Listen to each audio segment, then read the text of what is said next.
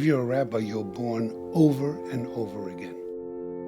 At every birth, at every marriage, at every bar mitzvah, at every funeral, you were born over and over again.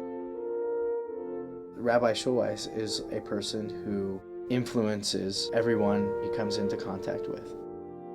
He has the world's most unique ability to connect the insights of the ancient tradition with the world as it is now. He made people realize what Judaism is all about. His mind is so active. Wouldn't it be a good idea to do this? Wouldn't it be a good idea to do that? Controversial, probably, yes. He wasn't afraid to broach subjects that other people were afraid to talk about. He's inexhaustible. And by now he should be done with ideas. All I remember about the services was this massive cranium and these great big hands and this booming voice. And when he gave a sermon, he really got into it. You could see he was doing it with all his heart and all his soul. I'll tell you that if you want to see Rabbi Schulweis at his very best, you should see him with his wife, Malka. I can tell you what I was most proud of from day one, that I became interested in him as a life partner to this very day. And that is that the public figure and the private figure are the same.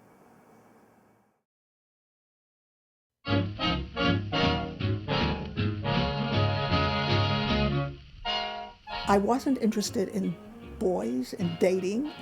It was entirely out of my ken. I had girlfriends like everybody else did. As a young man, I was at the seminary. And my dear friend said to me, you know, there's going to be a Purim dance. Let's go. And I said, no, I'm not interested. Dancing was not the important thing at all. It was just an excuse. I went to the dance, and this young man asked me to dance. And in the course of that, we found out that we both lived fairly close to one another in the Bronx. And that was the beginning. She once came, she was studying at Queens College. She came with a bunch of books, and she was telling me about one of the great Yeats or somebody in poetry, and I asked her to read some to me. And she did, and that was it. That was it. He took me out. We had a good time. And it was either on the first date or the second date when he proposed to me. I was very, very hard in a hurry. She lived in the Bronx. I was already in Manhattan. It was a terrible slap back and forth. And I told him, I don't know you.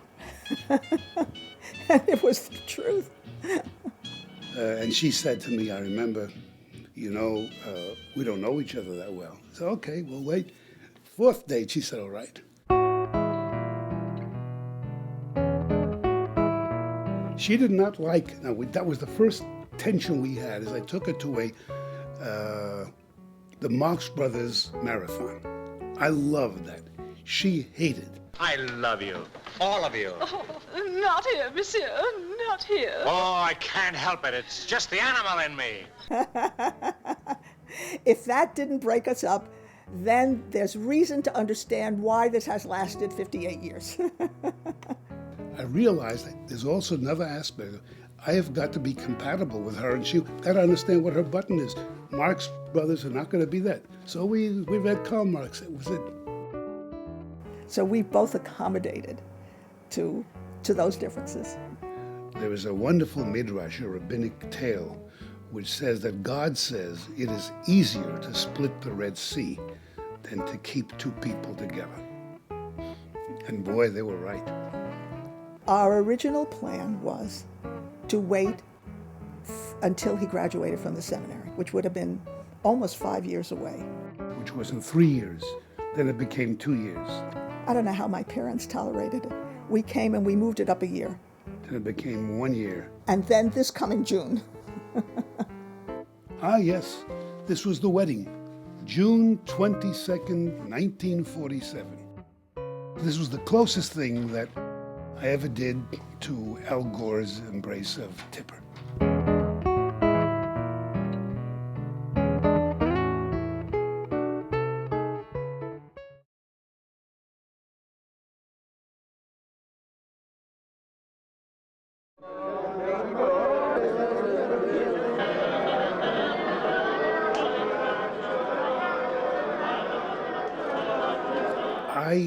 actually went to a synagogue when I was a young person, about 10 or 11, by myself on the evening of Kol Nidre. But my father and mother were not in shul, believe it or not. But I went myself, walked into the synagogue, was ushered up to the women's section, and saw the synagogue almost for the first time, and was deeply, deeply moved by it. My mother was the subdued, quiet woman. My father was a Yiddishist, socialist. It was a belief, a genuine belief. He was a very earnest Yiddishist, that the salvation for the Jewish people is going to come through Yiddish, through language. And when he was a young man, he ran away from his family in Poland and joined a theatrical group. The polarity between my father on one hand and my grandfather on the other hand, whose entire life was centered around the synagogue and Jewish festivals, Jewish learning. So there was this Kulturkampf, and finally my father gave in, and I went to Yisrael Salanta Yeshiva in the Bronx. And that was, for me, it was a revelation.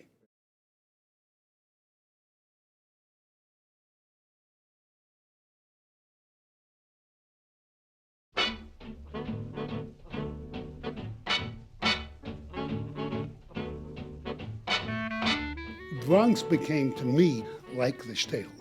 I recall it with great reverence. For example, appetizing stores, barrels of schmaltz herring or pickles and whatnot. Halava, I remember, it does not taste the same way. My mother would take me by car from Bryan Avenue to Yeshiva, deposit me, and this was a whole day. She was in a very poor neighborhood. It was in Bathgate in the Bronx. And I'm sitting in the yeshiva, and suddenly, in a room like this, a foot comes through the ceiling. This is very amazing. And then the foot disappears. And I said to this kid, "What is that?" That was the gym. It was the roof. And once in a while was a hole, and the guy got in there. I did not know any Hebrew, but I knew Yiddish. So they put me into a class which was with kids, and I was already 12 years of age, 13 years of age. And I had a teacher called Solomon Wind, and he took a fancy to me and knew that I was going on vacation, and knew me well enough to know that I'm not going to open up a Hebrew book. What did he do?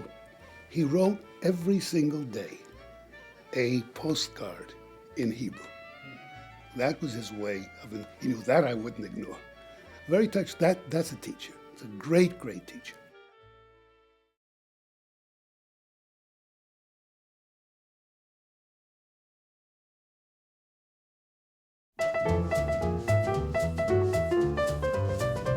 Everything had to be done on the financial edge of the knife. I mean, to go to Bickford's for a cup of coffee was a big thing. We lived in a cold water flat, which was, I know, rented for $30. This was in Manhattan. Picture it, a block and a half from the seminary it was. We were just as happy in that little slum as we are in the big house. Is the big house prettier? Of course, but it's the people who live in it.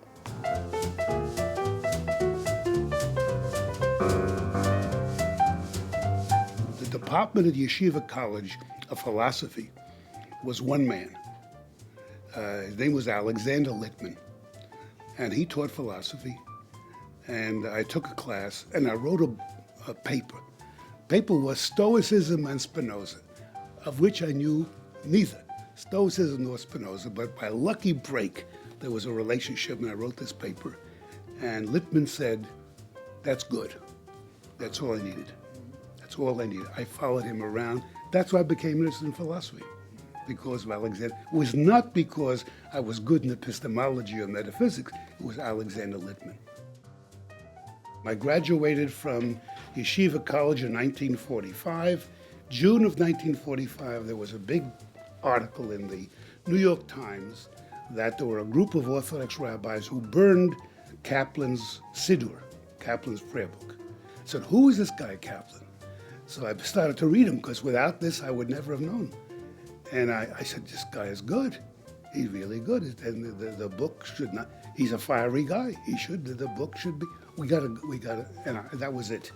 That was the decision to go to the Jewish Theological Seminary where Kaplan was teaching. And I got to know Kaplan very well. Kaplan always asked the class, I understand this is what Maimonides says, and this is what Sadja says, and this is what Hillel says, but don't give me just quotations. What do you believe?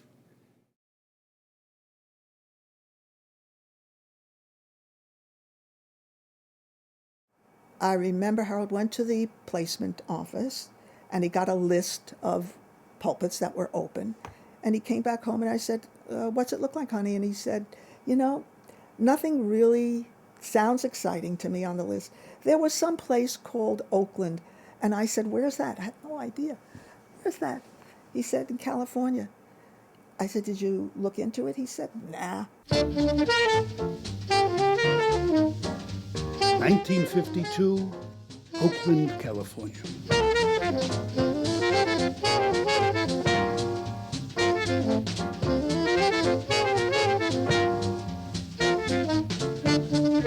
The notion of having original projects, the notion of having programs that have nothing to do with the 4 cubits of the sanctuary, that I think was much more congenial to a Western mind.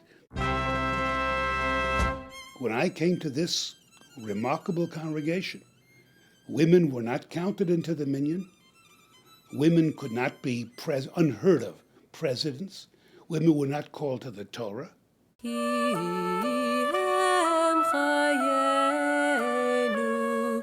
The girls becoming bat mitzvahed, of course. That was a huge thing in this synagogue, and for years we only had them on Friday nights. I was bat mitzvahed here in 1967. I realize now that as a young woman being called to the Torah, it was unusual. So beautiful to see these young women reading Torah now, so many that we have, dozens and dozens, and they're so comfortable on the bima. And that was, I think, a very important change. And you do it gradually, and the congregation has to have some trust in you that you're not here to destroy the Judaism and the Jewish people.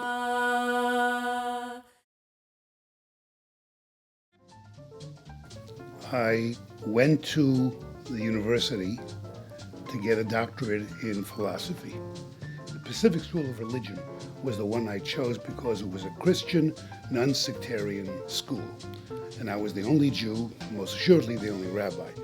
I was able to do my work then, my dissertation, and get my THD, Doctor of Theology.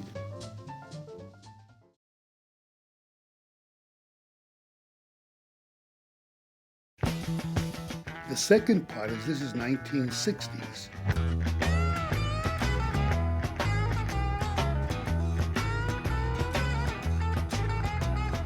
Trucking, got my chips cashed in, keep trucking, like the Doodah Man, together, more or less in line, just keep trucking on. This was the time of civil rights. This is the time of Martin Luther King. This is the time of the hippie movement. Haight-Ashbury thing was very, very important because I saw it as a revolt.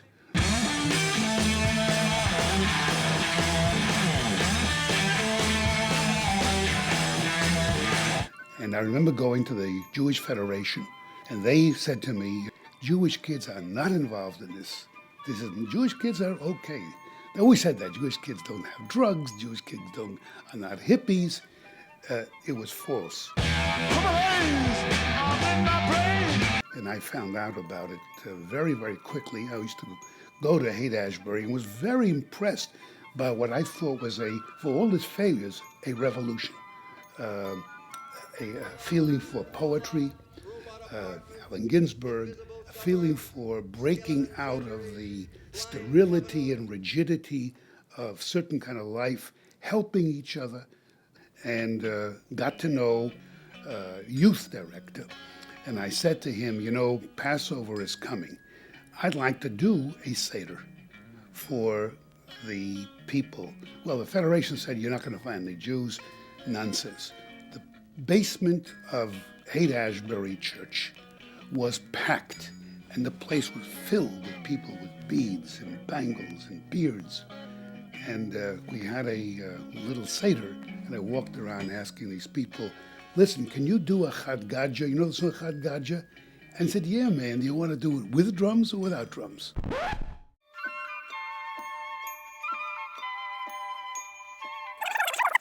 And said, yeah, man, do you want to do it with drums or without drums? So I said, with drums.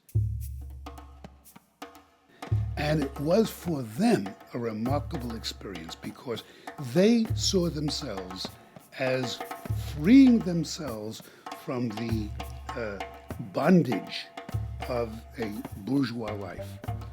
And but that was very, very, very exciting times. We've lived with slavery and segregation 345 years. We waited a long time for freedom. Heschel played an important role here.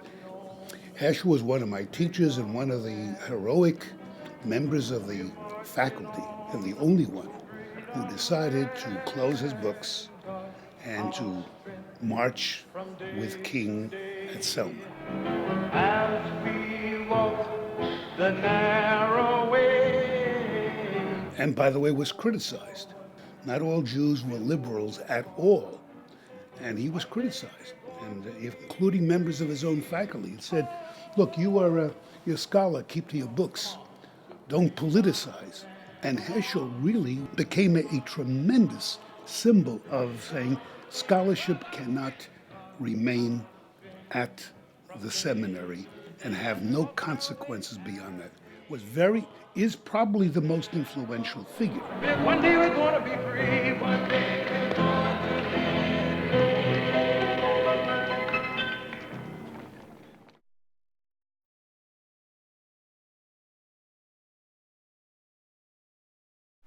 Their cause must be our cause too.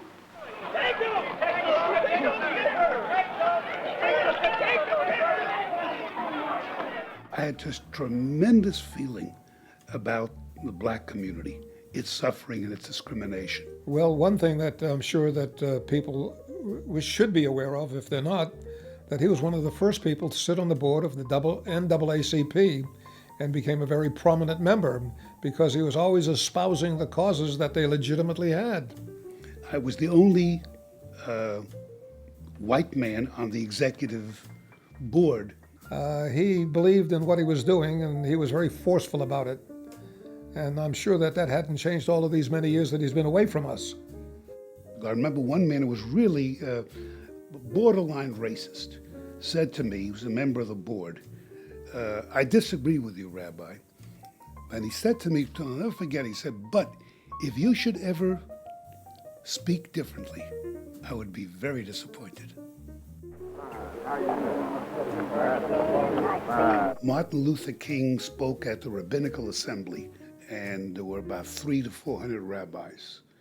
And as soon as he came in, all the rabbis got up and sang in Hebrew, Anu nitgaber, Anu nitga, we shall overcome in Hebrew.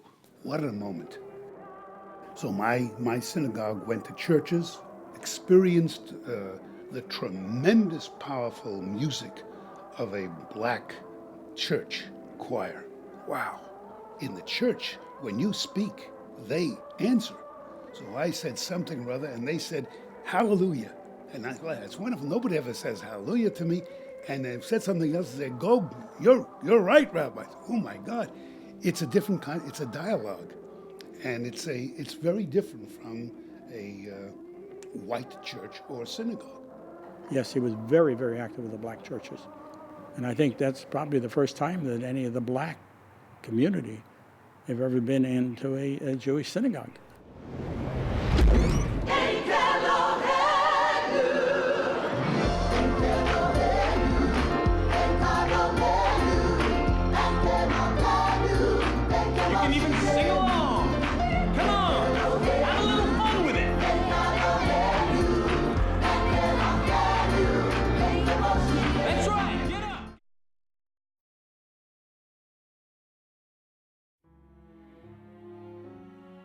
In my community, you had a lot of people who were slum landlords, who would very often complain to me. Rabbi Schulweis chastised the Jewish landlords, who there were many in the West Oakland district, and for the way they treated their tenants and people who lived there, and they charged large rents and didn't give many services. And I remember saying to them, "You got an alternative. Get out of the business." And then they had said to me, "Well, what do you know? You don't have any property." So I told them in that same sermon, "Test me. Give me some property and see what I'll do." The rabbi represented the conscience. It's his function to cultivate the conscience of his people. He had a lot of good points, and he was way before his time. He felt strongly about it, and he felt he had an obligation to speak about it, and probably it's what a rabbi should do. But I believe that there is a core, a spark of idealism in most of these people. He stirred up the congregation, he stirred up the community, and I always would go up to him afterward and I say, "You did it again." But this is the way progress is made, oddly enough, by individuals who live against the grain.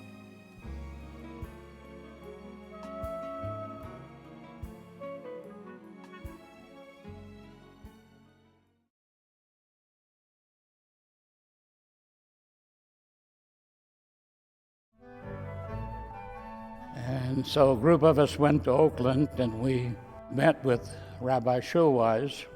We were all taken with him and decided that he would be the right rabbi for our synagogue. It was time for a change. It really was. And this congregation was open, and I came here with great and justifiable apprehension, because I met at the UJ at a luncheon with a bunch of rabbis, and they said to me, "Schulweis, where are you going?" I said, "I think I'm going to Valley Bet Shalom." And every one of them said, "I was there, I was there, I was there." I think we had a vision of what a rabbi should be like. And it happened to turn out to be a unusual marriage, a truly unusual marriage. I mean, 35 years is a long time. We've been so fortunate both times, both in Oakland and here, to be with wonderful human beings. My first speech was on Chavurah, the need to have a group of the laity meet in each other's homes at least once a month, because we have in our congregation dozens of people have been together for at least 20, 30 years, and who became an extended family. The first time I went to a Chavurah here, which is about 34 years ago, it was amazing. I saw the man's books. I saw his children. Remember, we started off with Saturday night, Havdalah, and there were two little kids in pajamas looking in, shocked. Here, Judaism was in my home. It wasn't being led, by the way, by the rabbi, the cantor. It was the people who were doing these things. Chavurah started with one institution, one shul, and now is a national phenomenon.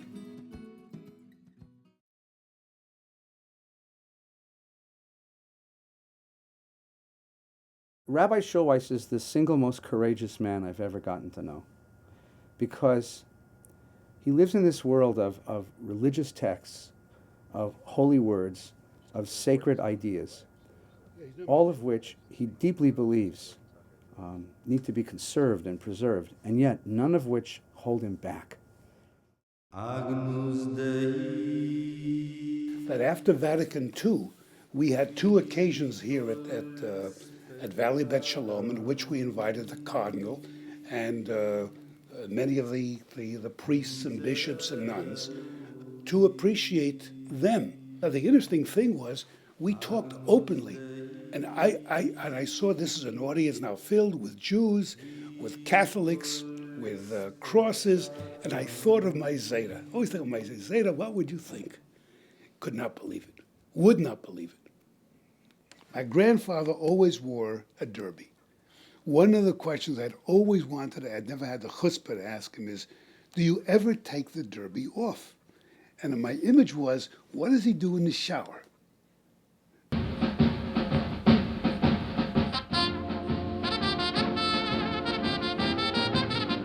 The movies played a very important role. But my grandfather said that it's bitul zman, which means a waste of time, because I wasn't going to study. And I remember going to the movie, and in the middle of the movie, hearing his voice saying, bitul zman. That killed a lot of stuff.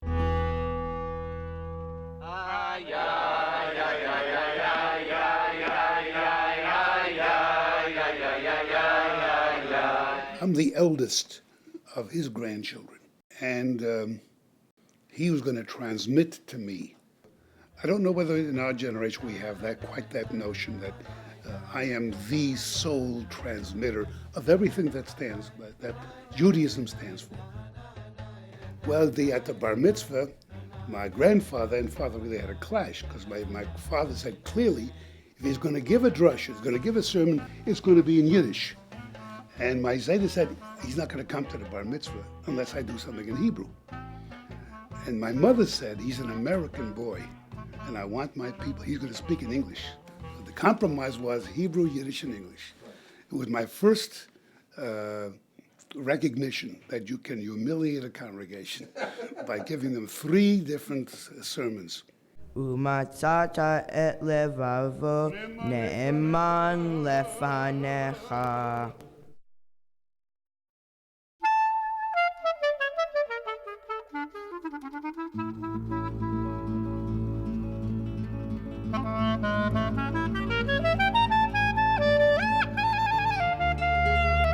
My father was he was very opposed to religion in general and disliked rabbis. This I remember all the time, that he disliked rabbis. And the word that he used was fanatisch. Sehr fanatisch, very fanatical, and nicht Weltlichkeit, unworldly. So everybody has a way to resolve the Oedipus complex. And mine was to get my father by being a rabbi. And it was just interesting in retrospect that you have these 2 different forms of Jewishness and Judaism. And I think it helped me appreciate the varieties of Jewish life.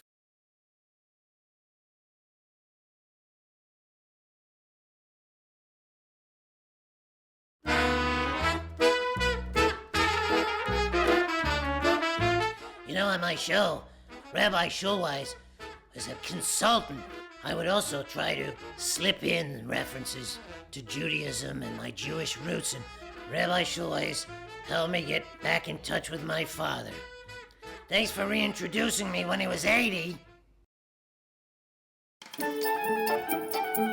Schulweis and I had come, were brought down to sort of talk to the kids. You know, kids have religious questions. So as we're walking in the room, he says to me, "You go first." And I realized that, you know, this guy who's willing to wrestle with God is only one thing in the world he's afraid of: small children.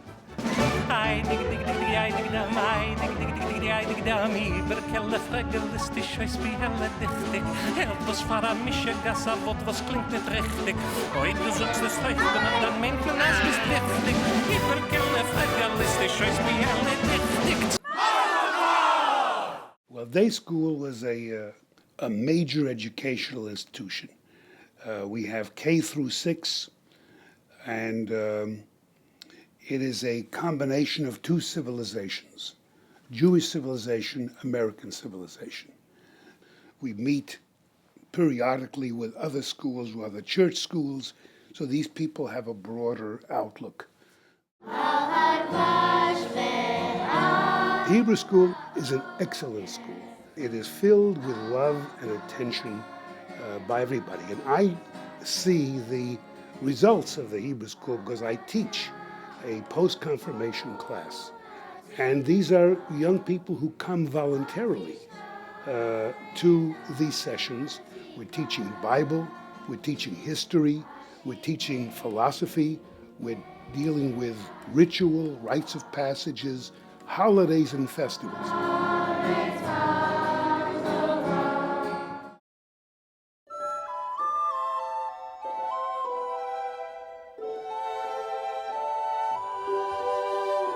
We're also members of Valley Beth Shalom because of the Tikva program. My son Jacob participates in that program.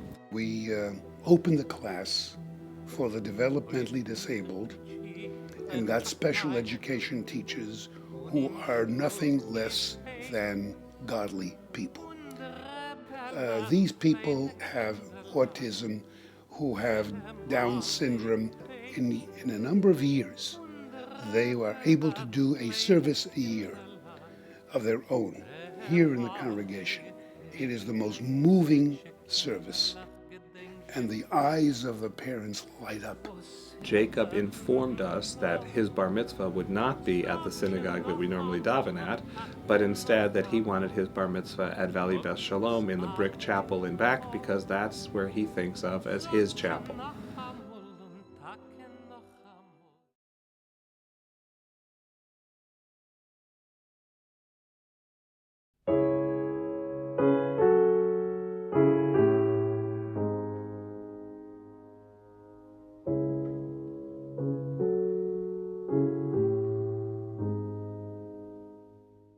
The Holocaust as such was the most traumatic experience in my theological life, my personal life, because it basically said, you don't know what you're talking about. This Judaism stuff is nice, and you talk about God being benevolent, creates the world, and everything is good, and every individual is created with divine potentiality. That's baloney. That's baloney. And then you see all this stuff from Nazi Germany. I get that feeling occasionally even today.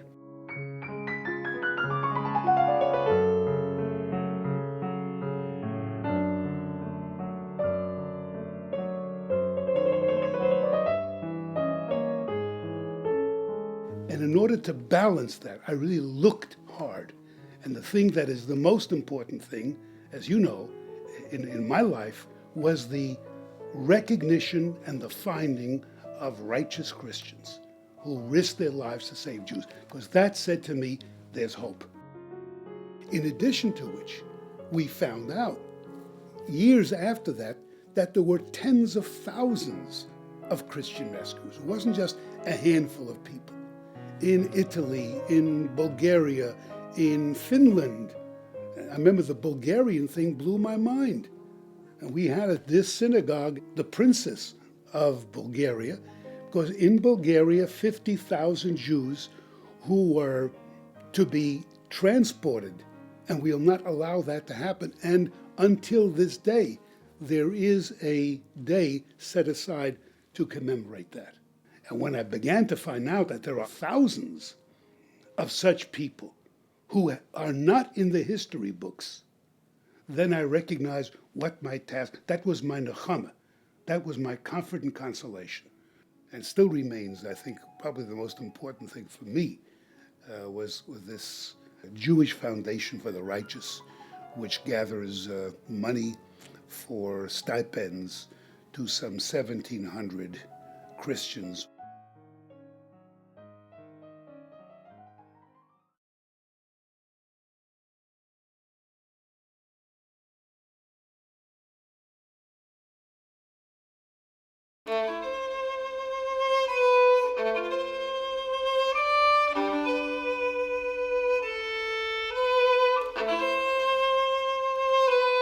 When the Sudanese experience happened, my conscience really bothered me. And I spoke to the congregation on Rosh Hashanah, on Judaism and globalism. The result was fantastic. The numbers of people who volunteered for action. We have, up to date, raised $100,000. And I think one of the interesting dialogues was between myself and a Sudanese. There are 1,000 Sudanese in Los Angeles. He said to me, how many Jews are there in Sudan? And I said, to my knowledge, I don't know of a single Jew. And he said to me, and you are doing this for my people? That was it. And the Jews who were there felt a kind of pride. The pride was, we do things charitable, but not just for Jews. Never again does not mean never again Jewish genocide. Never again has universal significance. That, I think, I would say to the colleagues, we have got to restore. The bigness, the largeness of this very small people. The chutzpah, the nerve, the temerity that certain heroes in Jewish history have always had to wrestle with God, to wrestle with the ideas of the tradition, to take the tradition and then surmount it. And that is his courage, his gift, his chutzpah. I asked another rabbi, and they said, you can do this, or you can call Harold Schulweis, and he'll give you 20 ideas, which will take you the rest of your life to do. It all depends how deep you want to go into this. And that's sort of the way other rabbis think. He's the fountain. The Harold Schulweis of today is a lifelong creation. That's it. He's a very innovative and extremely bright man. If I had his mind, I would have been a rabbi. The more time that I've spent with him, the more that I come to understand that what he's writing about is what he lives. I do have some resentment towards Rabbi Schulweis. He beat me out for the part of the rabbi in Unstrung Heroes. Frankly, I still could have played the part better.